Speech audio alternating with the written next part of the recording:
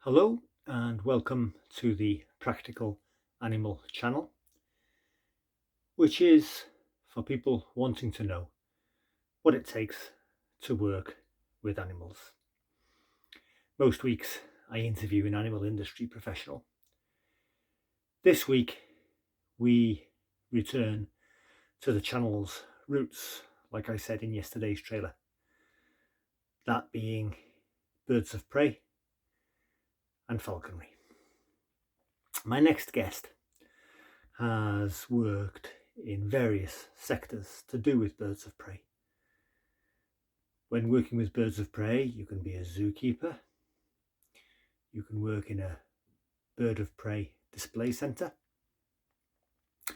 you can work as a pest control technician,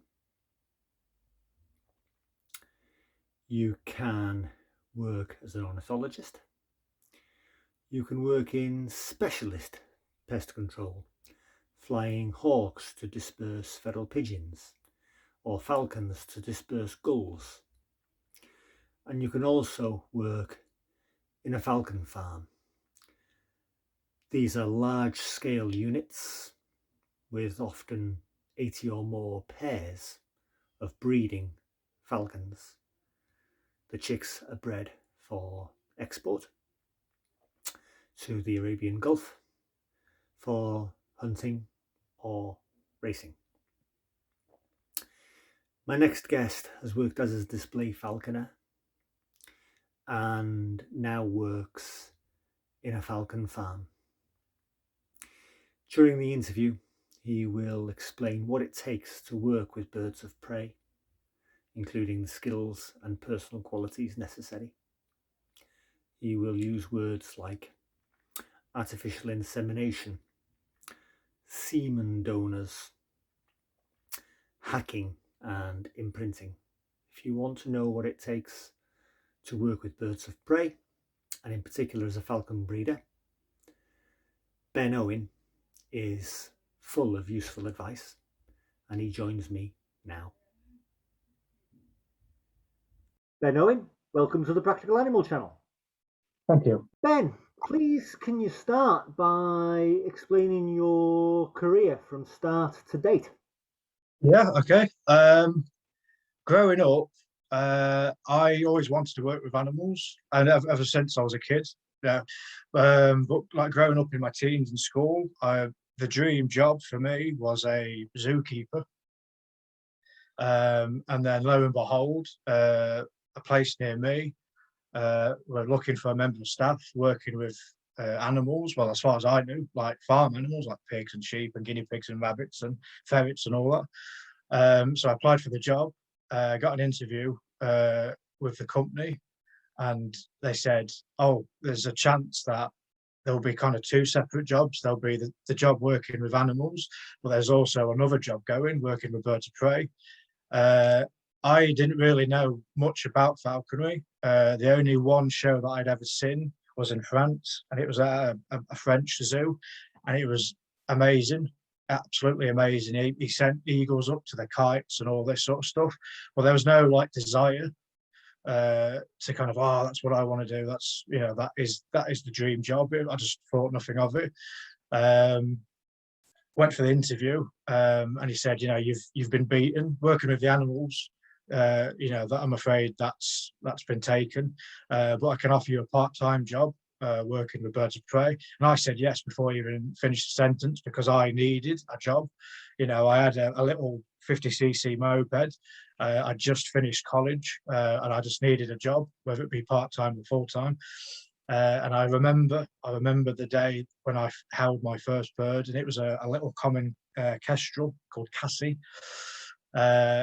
And I didn't do anything with it, didn't feed it, didn't fly it, didn't do anything with it. I just had it on my fist and just something clicked. It was just, this is amazing. This is absolutely amazing.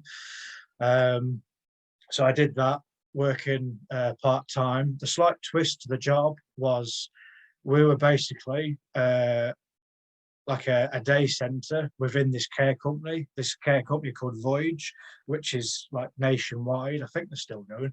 And this like animal centre was based within the company. We were employed by the company, and this animal centre was like a therapeutic kind of like day out for them, for people with learning disabilities, varying from Down syndrome, Prader-Willi, just every disability that you can think of.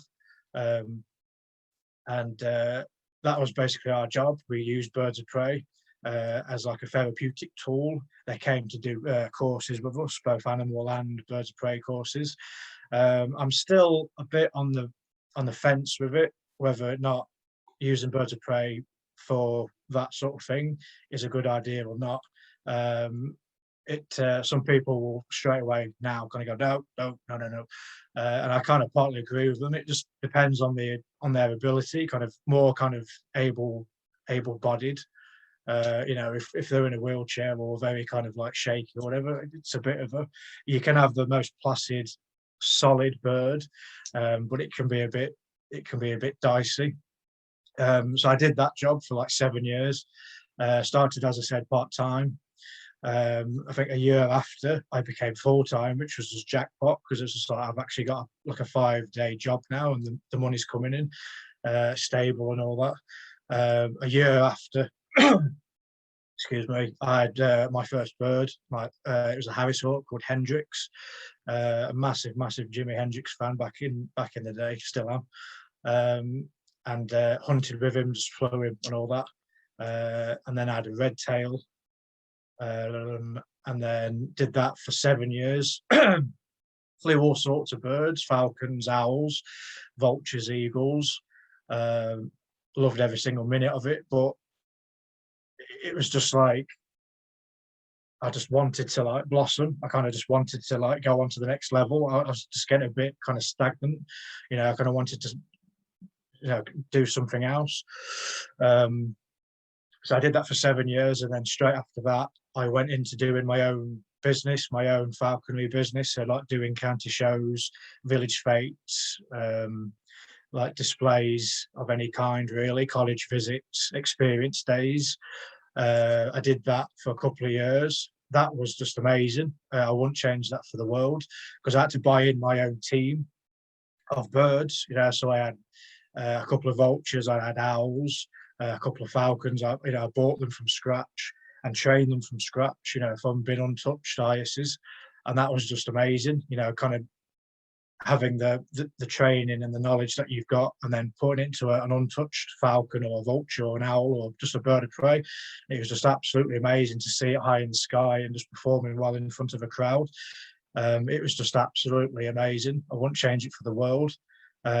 Very hard, very, very long, hard days, especially in the summer, because in the summer that's kind of like your time to make money, because it's the summer and everyone's out and the days are really long.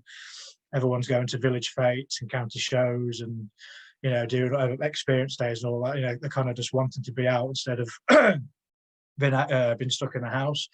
So yeah, very, very long days. Making sure that everything was flown before leaving for home. Making sure that they had a good diet. They had a good varied diet. So when I say a good varied diet, chicks, quail, rabbit, rat. I'd always make sure that their food was brought in before my food was brought in.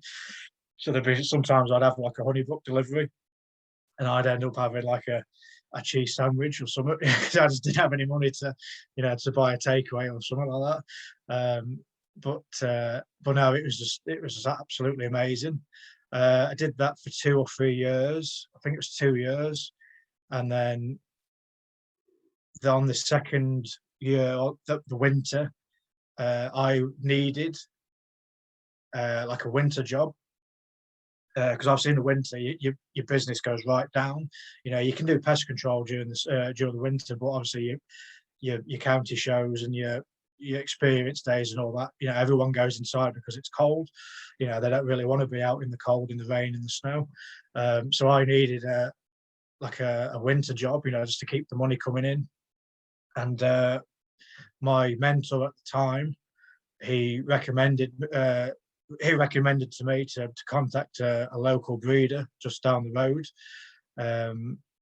So I gave him a ring. And I think I went over that day, actually.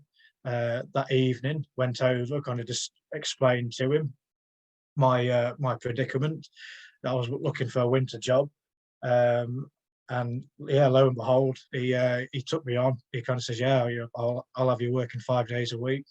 If you want to bring your birds, bring your birds. If you want to fly them in in your break time, you're more than welcome."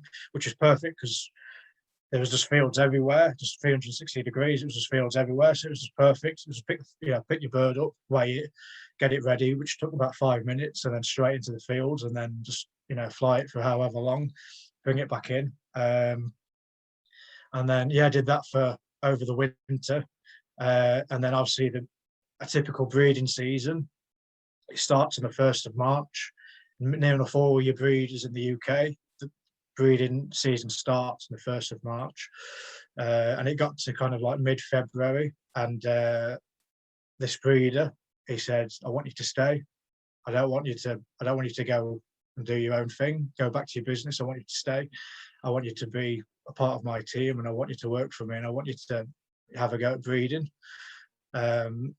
And I was very, very tempted, but it was just like, I had to give it a go. As in my own business, I had to give it a go, because if I'd said no, and I just turned my back on it, sold it, whatever, to this day I'd still be like regretting it. So I gave it a go. I kind of said respectfully, kind of like, "Oh, very, very thank you very, very much for the offer, but I'm gonna have to decline it." And then I think a month or 2 months later, the season, my business, it just wasn't going as I kind of hoped. It wasn't like flourishing. It just wasn't growing. And then I just had to make a decision, kind of over a glass of whiskey, really, kind of like, what am I going? What's the best plan here? Is it to kind of like stick it out with this and kind of like make ends meet? And you're self-employed, so there's no guaranteed like income, monthly income coming. It's just you've got to go out and make your money.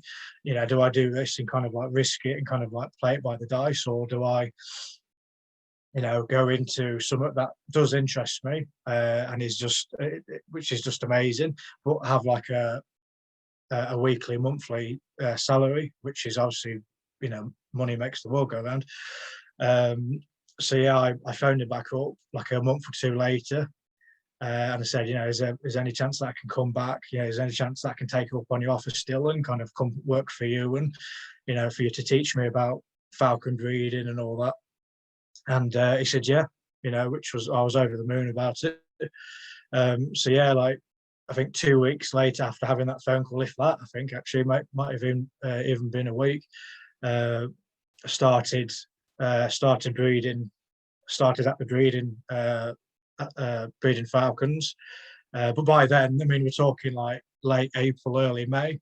So it was too late to have to kind of like learn about the inseminations, because there was already members of staff working them. And when it comes to falcon breeding, the falcon, the male, the female or male, sorry, they have to have a bond with you, the inseminator or the semen collector. So by then it's too late, because I just strange face walking in May. So it was just like learning other bits like incubation and just basic stuff, the names of all the pieces of equipment, and the breeding pairs, and like the parent reared pairs and all that, natural pairs, sorry. Learning all that, and then when it came to it, the chicks, feeding the chicks and learning about that, and all the amazing things about falcon breeding, feeding them in the hack pens, when they're hard penned, feeding them in the hack pen, getting them fit, ready to be shipped over to the UAE. So there's still stuff to learn on that first year, and it was just every day. It was just like it was like my birthday. It was just like learning something learning something new every day. And it was just like waking up, kind of like ding, kind of like you can't wait to get to work, because I lived on site, and that was even more of a benefit. It was just like literally flipping out like a 10-second walk, and I was at work. So it was just like anything at night. If something happened during the night, I was there to learn and kind of ask questions and all that sort of stuff. So, it was amazing. And then obviously from there became the head falconer at that place, and then did it for 5 years. Yeah, did it for 5 years. And over those 5 years, obviously inseminating females, collecting semen off males, just everything regarding imprinting youngsters for future stock, just everything to do with falcon breeding. I was there learning, and then kind of just, but there's the same with my first job, kind of like just got that feeling of like stagnating, kind of like this isn't for me, kind of things have changed here. For me, the birds come first. The falcons always come first, whether it be flying them or feeding them or medicating them, or the bird comes first. There's no such thing as a 9 till 5 time with working with animals or working with falcons.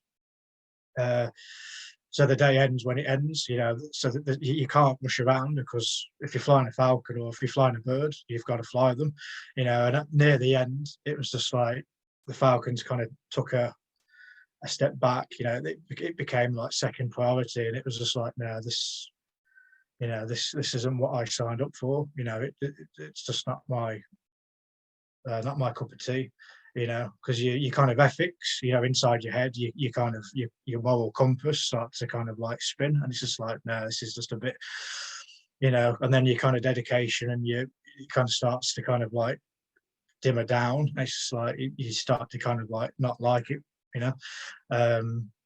so I've been there, yeah. So I left there earlier this year, and then fate shining down on me, I was able to have an interview with another falcon breeder that lived in Lincolnshire, who also breeds falcons for the Arabs.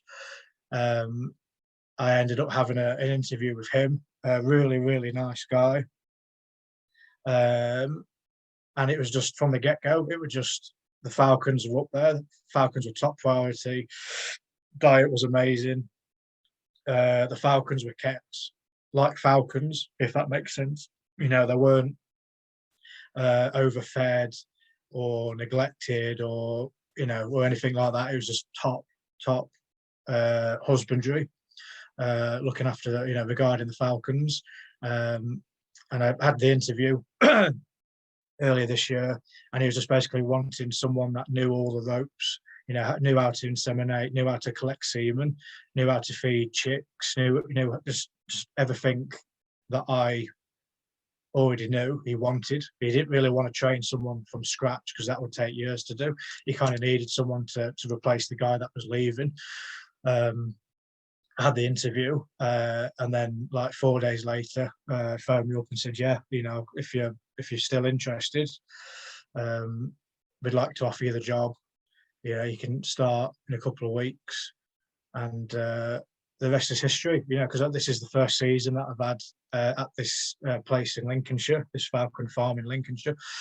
And it's just the same feeling. It's just every day is just going through the season, because obviously now the season's finished. The season finished the first week of September. It's every day just learning something new. And I've only been there 6-7 months, and I've already learned so much, and so yeah, here we are. So I've been wanting to speak to you, Ben, for many months now in this context. You're a specialist in the industry of falcon breeding, which is a very niche area. But I was wondering, for somebody watching this who wants to work with animals, thinks birds of prey are magnificent and wants to work with birds of prey particularly, can you just list briefly what are the sectors available to people before we return to very specialist niche falcon breeding? I mean, there's pest control. What is there out there? Well, I think if you're going to work with birds of prey, like falcons, hawks, owls, whatever, you need experience. It's like anything, if you're going to work with horses, you can't expect to not have any knowledge whatsoever, rock up to a stables and kind of expect to like jump on and kind of like get a job. So you've the first priority is like understanding them, like gaining knowledge sort of thing. As far as like different kind of like avenues for like working with birds of prey, there's like you said, there's pest control, there's the display falconry, there's the hunting. I know it's not really classed as work, I suppose, but there's the guys that go out hunting, every day. Breeding's a bit of a strange one, because if you apply for a job working with breeding falcons, you want to breed falcons. You want to learn the craft. But unfortunately, if you're not too careful, you become more of a yard hand than like an apprentice, I suppose you could call it. But you've got to start from somewhere. But it is a bit of a strange one, falcon breeding, because it's such a unique talent to have, and it's very specialized, and there's not many of us out there. If you apply for a job there, you've got to start from somewhere, but it's finding the breeder, it's finding the farm that will do just that, will kind of like take you under their wing and learn you the ropes. Because when the season comes, when it's the falcon breeding season, it's 100 miles an hour, and you've no one's got time to do anything, because it's so full on, especially at a falcon farm. I mean, if it's like what we call a backyard breeder, he'll have like, I don't know, 5-10 falcons, compared to like a falcon farm, which have like 50 plus pairs, if not more, 50 plus imprints, if not more, depending on the size of the farm. That's what takes the time up, because it's just everything's laying and everything's dropping eggs and everything's donating, so there's not really a lot of time to kind of take someone under the wing and kind of like learn them.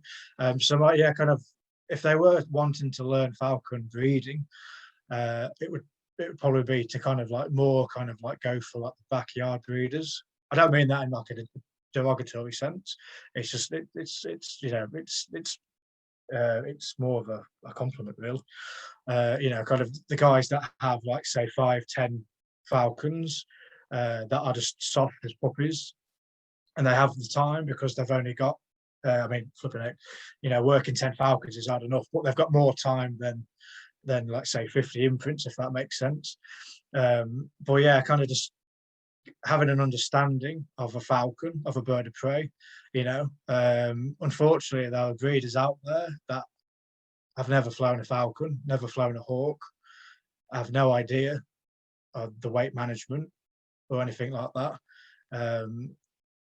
It's a bit sad to say, but the top priority, like anything, you've got to start from somewhere, where you're having a basic understanding of that skill.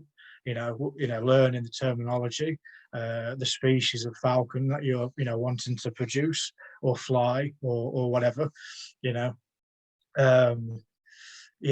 just, and then kind of trying to source a local falcon or local breeder and kind of taking it from there, even if it's like voluntary. Not a lot of people like do voluntary work nowadays, except for like the big like bird of prey centres, like the International Bird of Prey Centre and the National Bird of Prey Centre.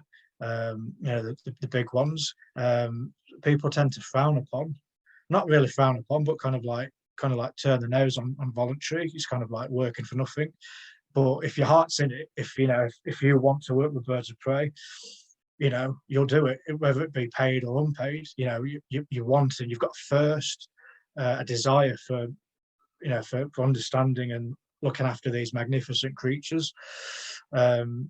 So the desire will be there. It shouldn't really kind of be like, oh, I'm not going to do it because I'm not getting paid for it. That's getting paid for it should be second. It's wanting to learn about them, which is the top one. So volunteering with a local falconer, a local breeder, both either big or small, a guy that does pest control.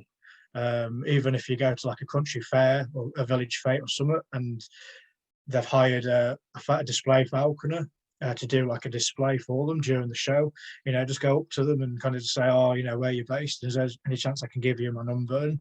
And I'd very much be interested in doing some voluntary work with you, and it's free, it's unpaid staff, and they're going to snap you up, they're not going to say no, because it's just getting a helping hand for nothing really. So that's what I would suggest. Ben, you are a falcon breeder. You use terms like imprints and imprinting and artificial insemination. We'll come on to that, I hope, later. But when I knew you, when I worked with you, you were head falconer. You are a falcon breeder. What are the skills, experiences, and personal qualities that have been key to your success as a falcon breeder? I think, like I've touched on before, kind of just the loyalty, just the respect, the mindset that the falcon comes first. That's the biggest. That's the biggest thing that I've for my success. Birds have always come first. I can remember imprinting falcons, and then because I lived on site, they would stay outside, so there'd be like an indoor mews, like a line of indoor mews, sheltered mews, sorry, and that opened out onto like a gravel weathering, and it's just a little thing, but it just kind of gives you an insight into kind of how a good head falconer or a good falcon breeder should think. They would stay out. The falcons would stay out all evening, because I can remember I used to watch Love Island back in the day, and it was like as soon as Love Island finished, I'd go out, and it would be like getting close to dark, like dusk. So that was like my routine. It was like, watch your program, leave them out, and then go out and put them all back in. The reason I'd leave them out is because they're tethered. I mean, we're talking like 6 months, well, not even that, 4-6 months, very, very young falcons, which are tethered 24/7. You're in control of near enough everything regarding their life. You've got them tethered. You're in control of their diet. You're in control of their water intake. You're in control of everything. The only thing that they can do is like look up, use their eyes, preen, bath. So for me, leaving them out so they could look up into the sky and watch birds go past and enjoy the sun, or get a bit of rain in their feathers, or have a bath, bathe or bows in the evening, or just tiny things that some people would be like, what's the on about? What's the on about here? That's kind of the level that I try to kind of like keep. Something that I respect and love doing, and a creature that I'm just fascinated by, because falcons are just absolutely amazing creatures. And I've had the pleasure of working with some jaw-dropping falcons, and that's just it for me. So yeah, that would be the loyalty with the falcon. The falcon comes first. That would be my main thing for success. Being a hard worker, that also helps. If you're a bit kind of like work shy, I suppose, especially when it comes to falcon breeding, or doing your own thing, because obviously during the falcon season you've got 6 months of literally 6 months worth of poop. So after that 6 months, you've got to catch everything up. You've got to MOT it, what we call MOT. So the beak will be really long, so you've got to bring it back up to bring it to a point. Because if you leave it too long, what will happen is the lower mandible will start hitting the hook on the upper mandible. So you've got to bring all that back so it can feed and it can not crack or anything like that. Talons will be razor sharp, but also very long. So you've got to do all this stuff at the end of the season, but more importantly, or as importantly, you've got to clean their pens out. And we're talking like 20 mil gravel in many, many, many, many pens, so it always helps if you've got a strong back, and a decent bit of muscle on you. But I've never been work shy. And it's just, I was always raised to be a hard worker, from my family. You kind of like, you got to earn your way through life, no sponging or anything like that. So I try my best to kind of upkeep to that motto. So yeah, kind of just those really, kind of just been a hard worker in all aspects, kind of like not kind of what we call, I suppose you could call it tossing off. I don't know if that's a familiar term, but kind of just like skiving, I suppose you could call it. Kind of just like been on the phone all the time, or sitting down, or going over your lunch break or whatever. Been straight in there. Been a hard worker, and just loyal to the to the animal. It doesn't even have to be birds of prey, but working with animals, whether it be horses, dogs, lizards, snakes, cats, whatever, the animal comes first. So yeah, but I'd say that, mate. As a bird of prey specialist, a falcon breeder, Ben, what 3 books or meetings or 3 people have most influenced your thinking? Well, that's a good question. I think what I'd have to do is I'll do one of each. So one person, one book, and one meeting. The one book for me would have to be Philip Glacier's Falconer in Hawking. For me, that was like one of my first books getting into falconry all those years ago. I think I'd been doing falconry for a year, and I got given this book. And it was literally, well, it is, in my opinion, the holy Bible of falconry. And it was just, I couldn't stop reading it. It was just everything about it. It was just absolutely an amazing book. That's not to kind of like slander other falconry books out there. There's amazing books like Hawk in the Bush, Falcon in the Field, Nick Fox's Understanding Birds of Prey, Jemima Parry Jones's stuff is amazing. There's just loads of good books out there, but I say that because it was one of my first books. I think I had one book before that, but it was just a massive impact on my falconry career. Literally reading it every night, and kind of just I still use it as like a reference book if I'm not unsure about something. I use that book as my holy Bible. People. Well, there's only one really. I'd have to say, going into my self-employed like falconry career, I was I got introduced to this falconer up in Yorkshire, or rather Bradford, and his name was Philip Turner, or Phil Turner. He's unfortunately no longer with us, but he kind of like took me under his wing, and he had his own team, he had his own falcons, and he had Harris Hawk and a couple of owls and all that. And he kind of took me under my wing as far as like display falconry came about, kind of like doing the shows and all that, because there's a whole like show etiquette, there's like do's and don'ts. And he lived about, I'd say, an hour and a half, 2 hours from me. And I remember going up the A1 and then the M62 to go up there straight after work to spend an evening flying birds with him.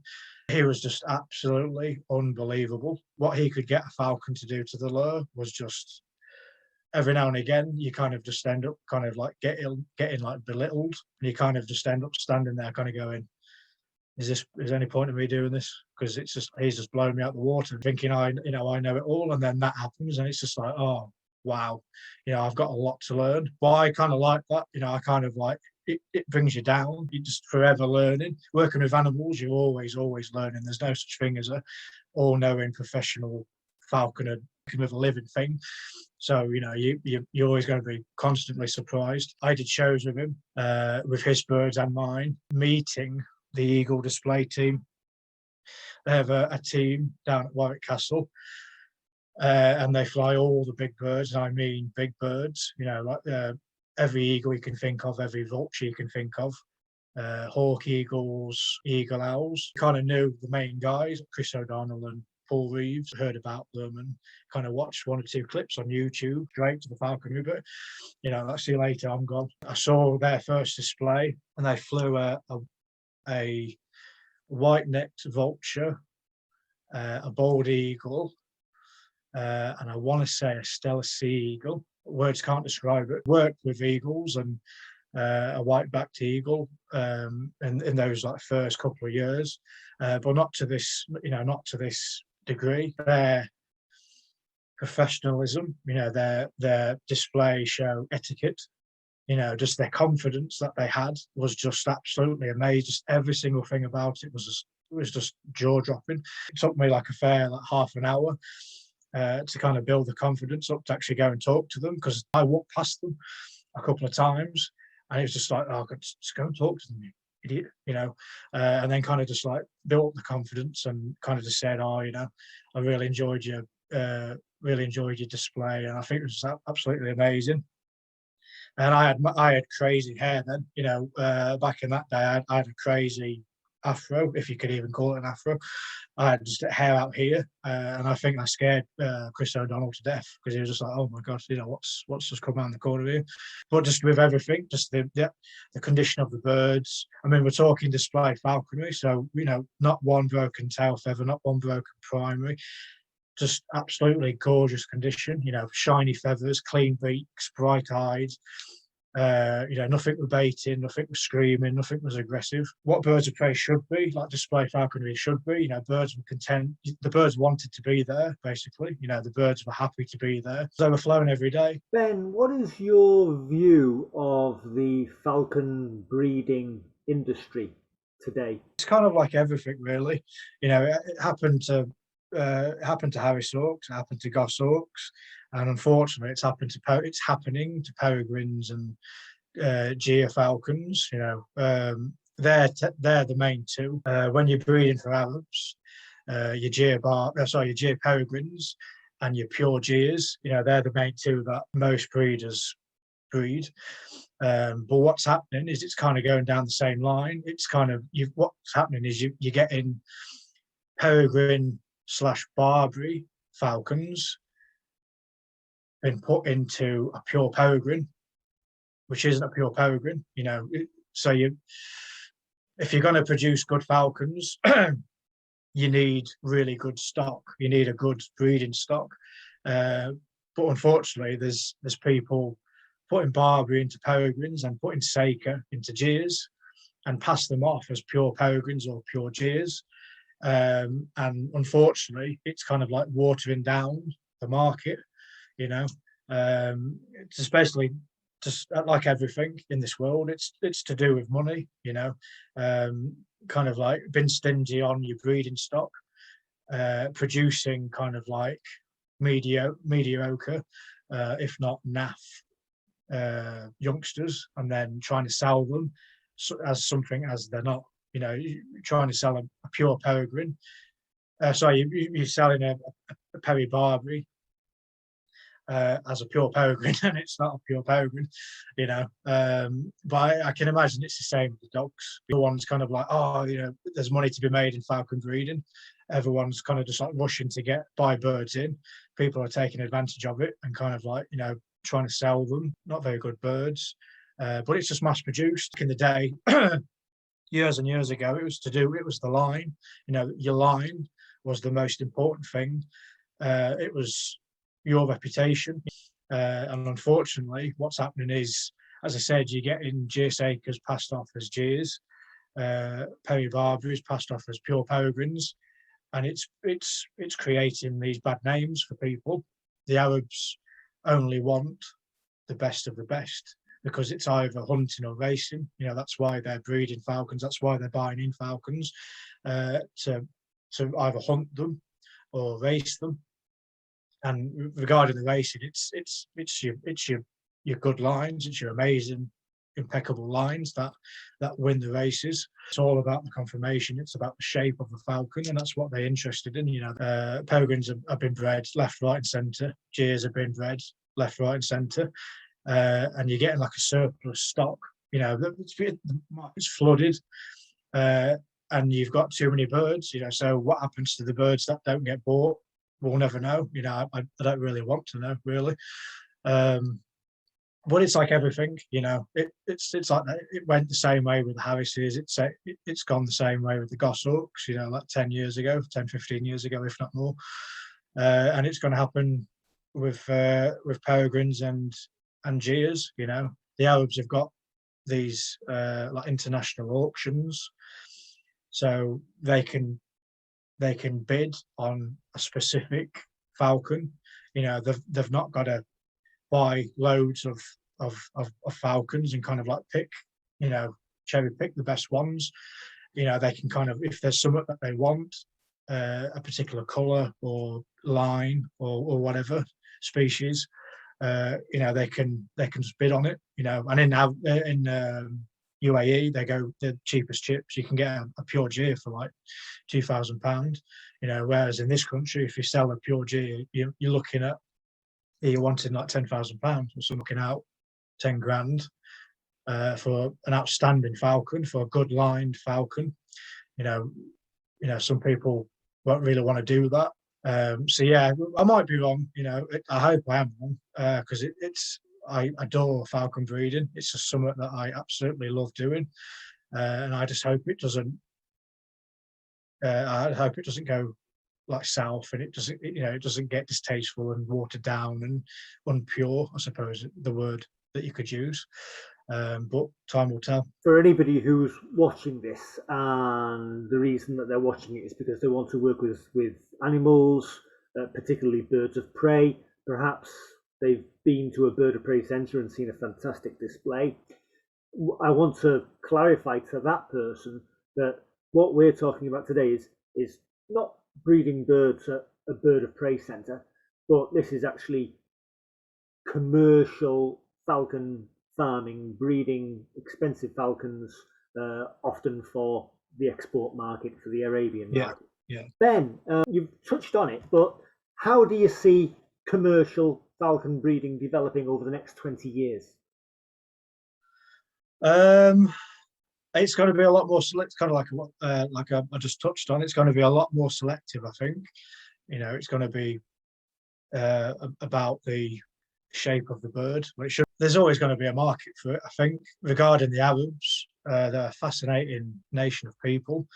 Falconry is their heritage. They've been doing it thousands of years. They'll always hunt with falcons, and I think they'll always race with falcons, because it's just a growing thing. It started in Dubai and Abu Dhabi, but it's going into Saudi Arabia, and it's becoming quite popular in Qatar.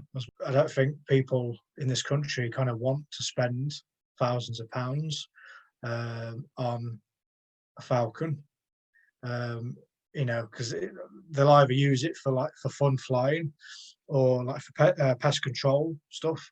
And 9 times out of 10, your pest control birds, your pest control falcons, the best ones are actually hybrids. Peri prairies and your Gyr sakers and your Gyr barberries, your Peri barberries. They've got that hint of aggressive. It's usually like the saker and the prairie and the barbary. They've got that hint of just bloodlust. They've got that. I need to kill someone. They've got that aggression in them, which comes with that bird. That part of the hybrid, pay £1,000, for a good female hybrid. The breeders that are producing falcons for the Arabs, they're always wanting like new stocking, so they will buy falcons from all these different like backyard breeders, I suppose you could call them, and they will pay good money for them. But again, that's where your reputation comes in, and that will make you the money. So there is money to be made in this country. It's year after year after year after year after year. You're going to end up with a flooded market, like I've said before with the last question, if it can happen in 20 years' time. I just hope grows and grows and grows. and the lines that are out there that are just absolutely impeccable, gorgeous lines. They stay as pure as pure as pure as could be, and don't get watered down. Ben, what's your best bird of prey fact, please? I'm gonna have to go classic, like disgusting. I'm gonna have to stay true to my nature. Very unusual and a bit kind of off-putting. I hope you haven't had your tea or your supper. New World vultures. So your black your black vultures, your turkey vultures. And I found it amazing when I learned it, because I used to fly one. I bought one from a chick and it started doing it, and I was like, what is going on here? It's a term called euohydrosis, and it's obviously New World vultures. They come from North America and South America, like the hot climates, the hot tropical climates. And euohydrosis is where they defecate on their own legs, and the evaporation cools them off. Evolution has kind of taught them to do that. And the turkey vulture that I used to fly, Ringo, his name was, because he looked a bit like Ringo Starr with the beak coming out here. He used to do that. He was like defecating on his anklets, and it took me forever. I was always cleaning them. I was like putting new coachulin on it. I was like, well, he's done it again. What's going on here? I always made sure that I said it in my displays, especially when people were munching down a burger and chips. And I always had to explain it if I had like an experience day or something. And he had this, couple that were like made in Chelsea couple, kind of like, Botox, and everything was like gelled hair, and everything was, everything was like, phone was out every 5 seconds.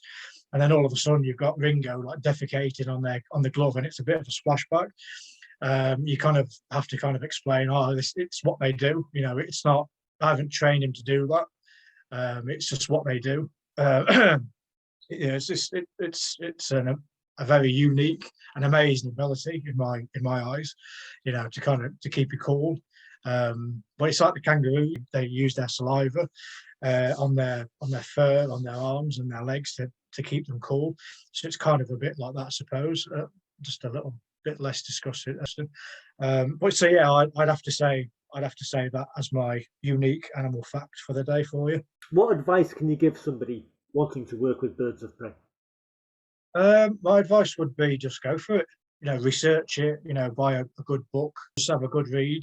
Kind of like learn the basics. Kind of the terminology. And then just try and find someone in your town, village, maybe not city because it's a big area, but try and find a local falconer that you can kind of like shadow and kind of like go under his or her wing and kind of do some voluntary. Even if you're just cleaning pens out and prepping food, that's still a massive part of it. Like aviary design and how to prep food correctly and the different food used for birds of prey. Because if lo and behold, like after this, you go and volunteer for somewhere in a year's time, you've got your first falcon or hawk or owl or whatever, you've got to understand different foods have different nutritional values. You're still learning stuff, and usually if you kind of like stick to it, they kind of invite you over, after you've done your voluntary stuff after the day. They'll invite you over and kind of like, do you want to watch me do this, or would you like to help do this? I mean, everyone's got the internet nowadays. Look for a local falconer or breeder, or anything like that. Facebook's a good one, because most falconers nowadays are on Facebook. If you've got the passion, if you've got the desire to learn about falconry, to learn about birds of prey, money doesn't come into it. That's second. You've already got no doubt you'll already have a job, and you'll do this like on your days off, your weekends or after work or whatever. But you've just got that passion. You just want to learn about it, so it won't be an issue. And then fingers crossed, months, years down the line, as you progress, as you build your confidence, as you build your experience with birds, with falcons, with birds of prey in general, if you stick it out, 9 times out of 10, I know loads of people that started as volunteers at birds of prey centres or falcon farms or pest control workers or whatever. You will, if you're wanting it as a job, 9 times out of 10, if you show the commitment, show the passion, be a hard worker, show your passion, show your loyalty for the bird, you'll be rewarded with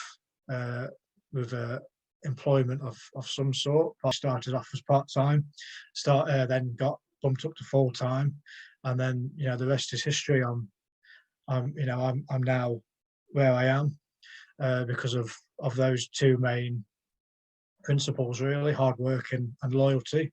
Passion for birds of prey.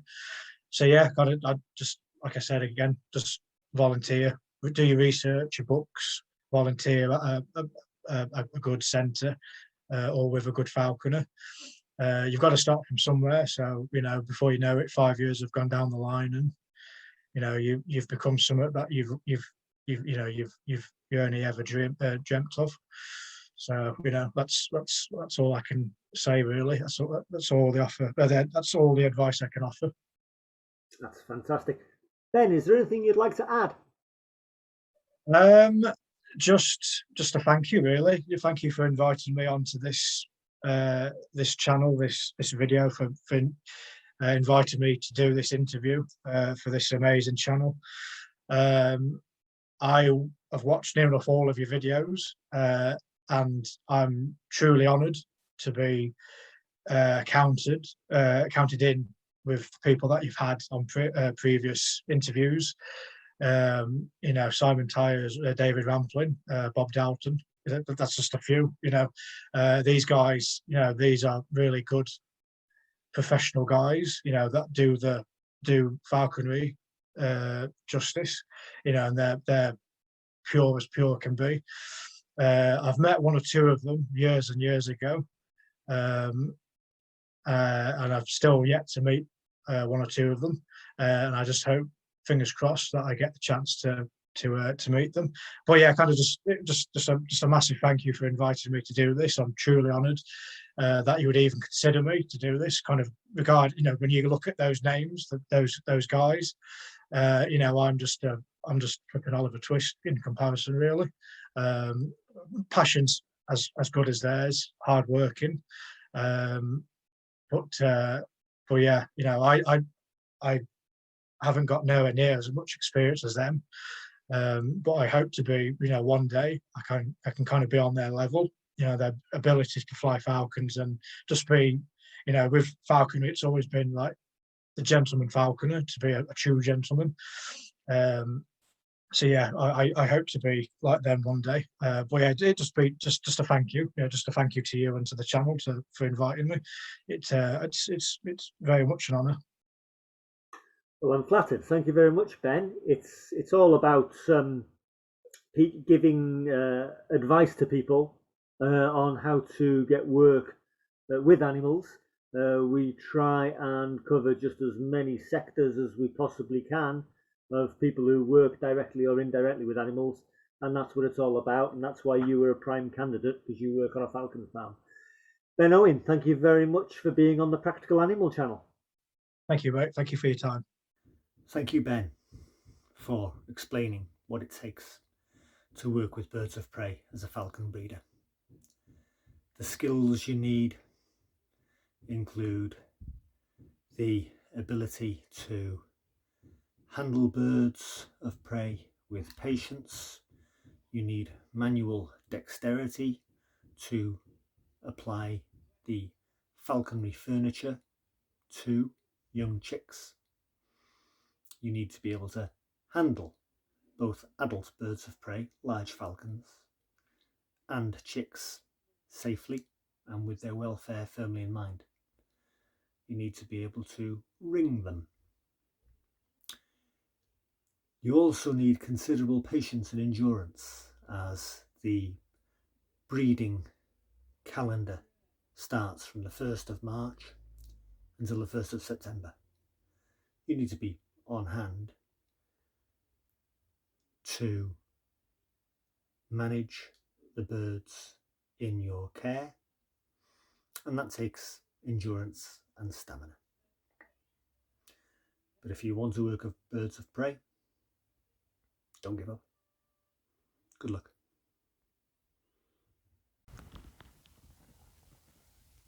This is the Practical Animal Interview.